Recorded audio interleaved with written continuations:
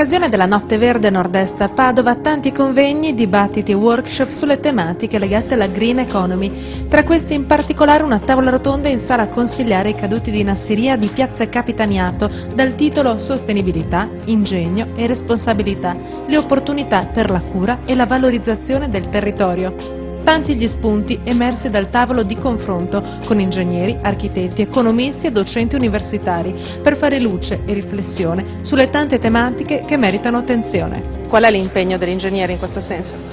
Allora, noi intanto abbiamo dato abbiamo partecipato all'iniziativa della Notte Verde del Nord-Est con questo convegno dedicato appunto ai temi della sostenibilità. Riteniamo che quelli che sono gli interventi che avranno un futuro sono quelli legati a aspetti che ci vedono responsabili nei confronti del futuro del nostro pianeta, nei confronti del futuro delle nuove generazioni e quindi le diverse declinazioni che il tema della sostenibilità può assumere saranno naturalmente da parte degli ingegneri trattate con il massimo impegno e con il massimo ingegno.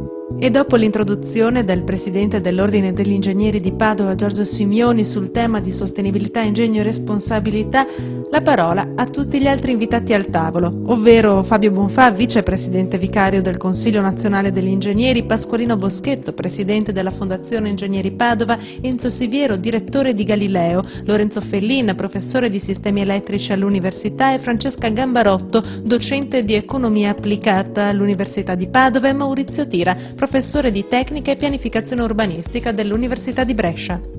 Un impegno specifico è che non dobbiamo eludere i luoghi comuni, ecco, quello sarebbe già un grosso passo avanti, perché purtroppo altrimenti il messaggio che arriva a chi non è chiaramente del settore, arrivano degli slogan che sono quasi sempre improduttivi e anche tante volte purtroppo fuorvianti. Le priorità della Fondazione sono appunto quelle della formazione interna e quindi della crescita culturale di una figura complessa come quella dell'ingegnere, che è sempre visto come una persona razionale, eccetera, che è anche vero in parte, però ha molti interessi.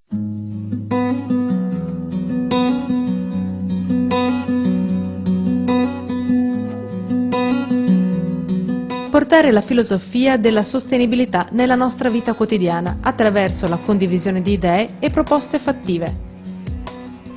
Su questi temi anche molto difficili, molto generali, molto complessi, ci vuole molta pazienza per cercare di enucleare qualcosa di specifico che non rimanga nell'alveo della generalità, diciamo. Ecco, bisogna tradurlo in fatti concreti.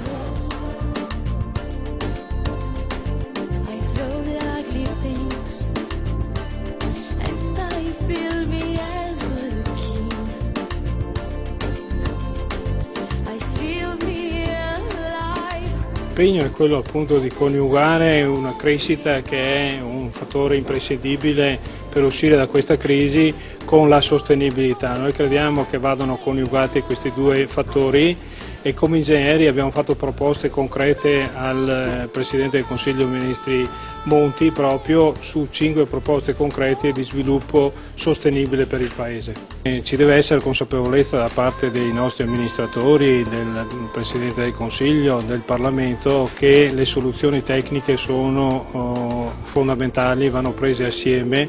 Noi siamo qui per fare delle proposte concrete che possono dare una svolta al nostro Paese. Quale potrebbero essere un esempio?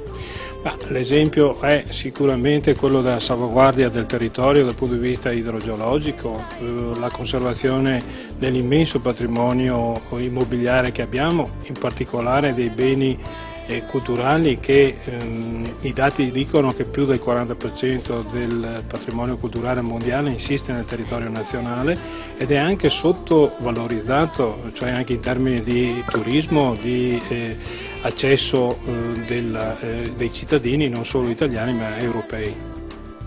L'appuntamento è stato proposto dall'Ordine degli Ingegneri di Padova, che nell'occasione ha presentato il numero monografico speciale della rivista Galileo dedicata a sostenibilità, ingegno e responsabilità, proprio le parole chiave dell'evento.